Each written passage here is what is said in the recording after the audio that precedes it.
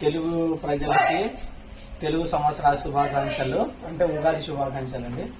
ఈరోజు మనం ఏమంటే మా పూర్వీకులు సొంత గ్రామమైన ఇగుడూరు గ్రామానికి వచ్చాము. ముఖ్యంగా మన తాడపత్రి వాస్తవులకు ప్రతి ఒక్కరికి తెలిసిందే. ఇగుడూరు అంటే మనకి ఇగుడూరు గంగమ్మ ప్రతి ఒక్కరికి తెలిసిందే. ప్రతి ఒక్క భక్తాదులు కూడా ఇగుడూరుకి వచ్చినప్పుడు ఇగుడూరు గంగమ్మని దర్శనం చేసుకుంటారు.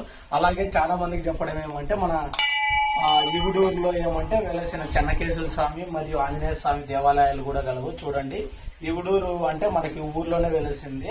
మన గంగమ్మ టెంపుల్ కి కొద్దిగా ఊరు నుండి వచ్చామంటే ఇగుడూరు నుండి వచ్చామంటే ఈ ఊరి సెంటర్ లో ఈ విధంగా మనకు ఆంజనేయ స్వామి దేవాలయం మరియు చెన్నకేశ్వర స్వామి దేవాలయం కలదు.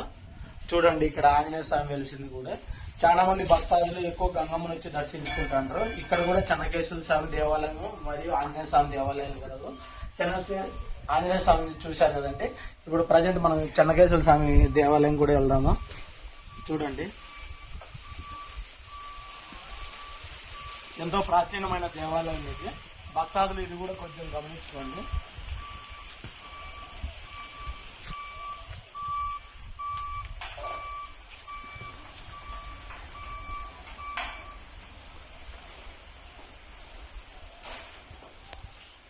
సంవత్సరం నుండి 2 ఏళ్ల క్రితం ఈ విధంగా మనకు మళ్ళీ రీమోడలింగ్ చేసి ఈ విధంగా భక్తాదులు వచ్చిన వాళ్ళకి సేవ తీరడానికి కూడా ఈ విధంగా షెడ్లు అరేంజ్ చేశారు.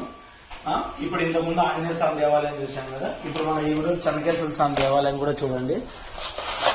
స్వామివారు ఏ విధంగా ఉన్నారు.